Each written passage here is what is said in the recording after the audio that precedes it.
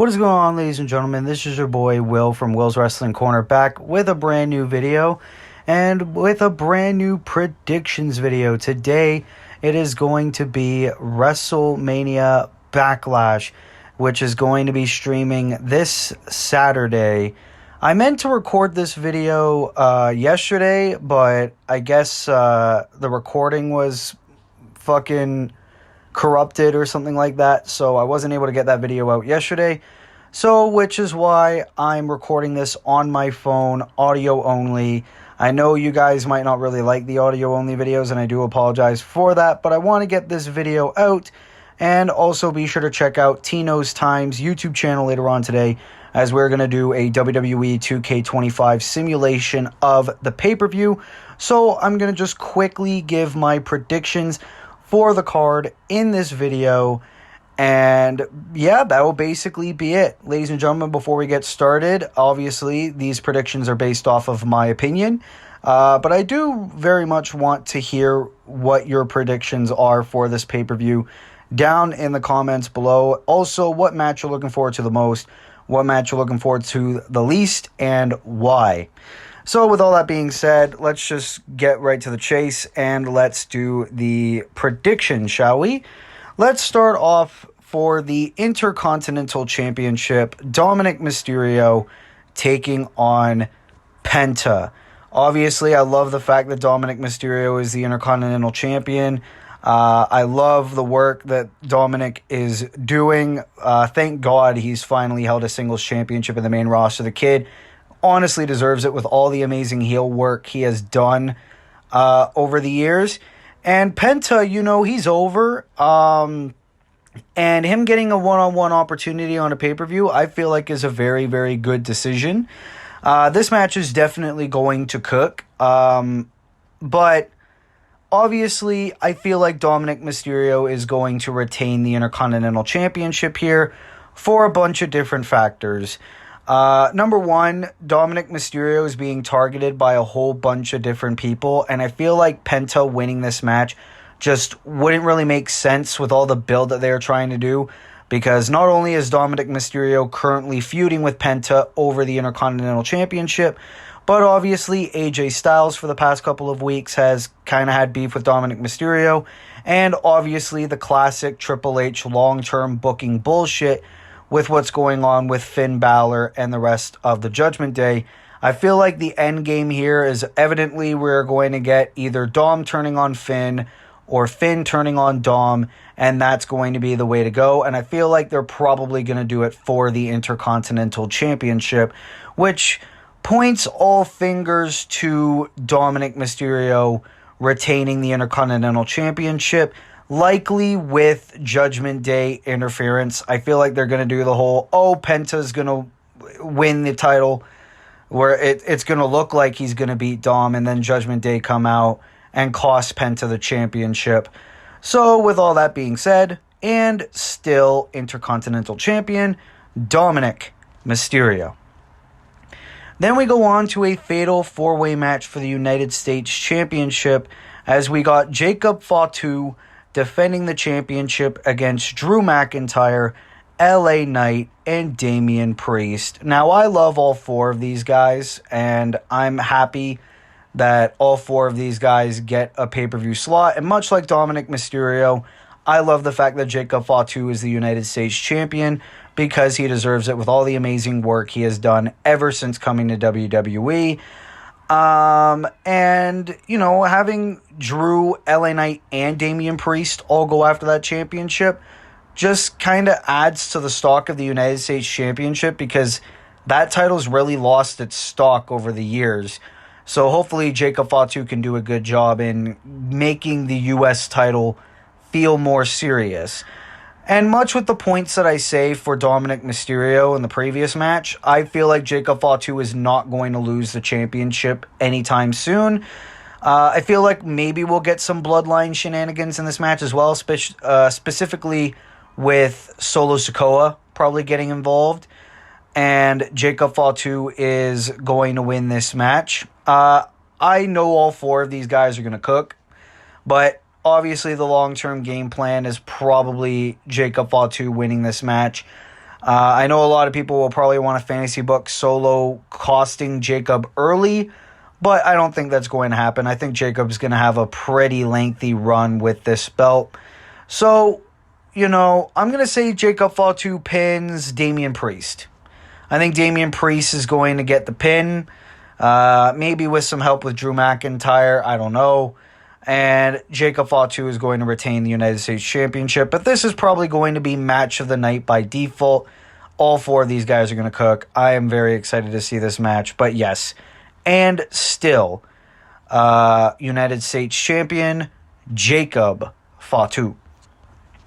Then we go on to the weirdest and worst match on the card by default. We got Pat McAfee versus Gunther. Yes, that's right. Gunther.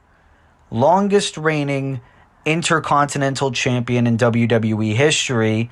The man who literally lost his World Heavyweight Championship not even 3 weeks ago. Gunther. We went from Jey Uso to Pat McAfee. This is what happens when you lose to Jey Uso, ladies and gentlemen. Do you believe me now? But anyways, yep, they're giving Pat McAfee a pay-per-view match. We have this match instead of the women's tag team match that we're getting on Monday Night Raw with Io Sky and Rhea Ripley versus Julia and Roxanne Perez, which would be a pretty decent match. Or maybe a rematch with Zelina Vega and Chelsea Green, or whatever they're going to do with the SmackDown tag team titles. Something like that. No, we're not doing that. We're not doing that. We got to give Pat McAfee a match at Backlash for some reason. This is the best you have for Gunther. You know what would have been better to put on Backlash instead of Pat McAfee versus Gunther?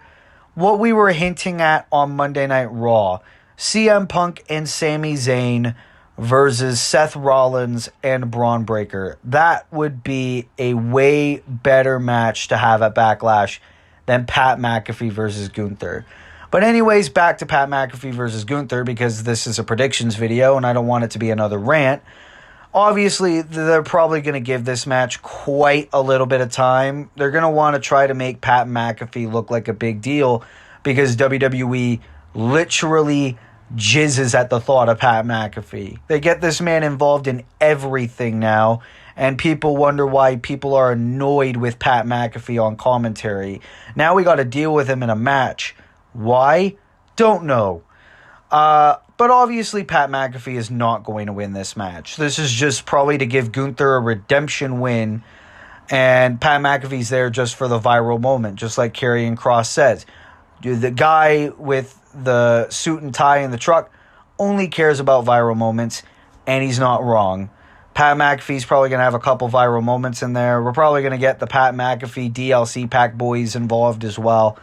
But with all that being said, Gunther's going to bounce back. Gunther's going to win.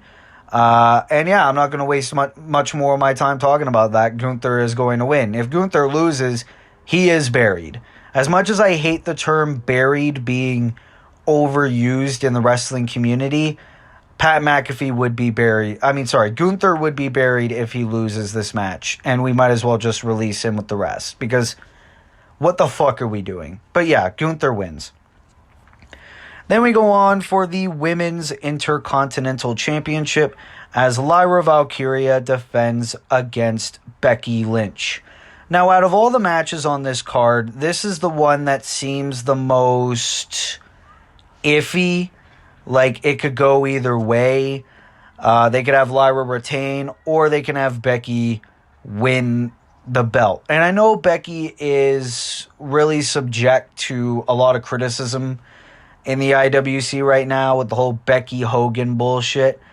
But I think Lyra Valkyria has honestly overstayed her welcome as Intercontinental Champion. I'm not going to lie to you.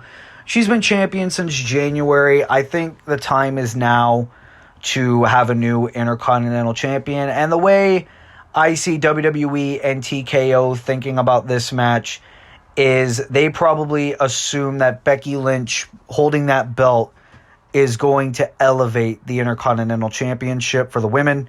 Whether or not that is believable is up for debate. I honestly don't think it's believable.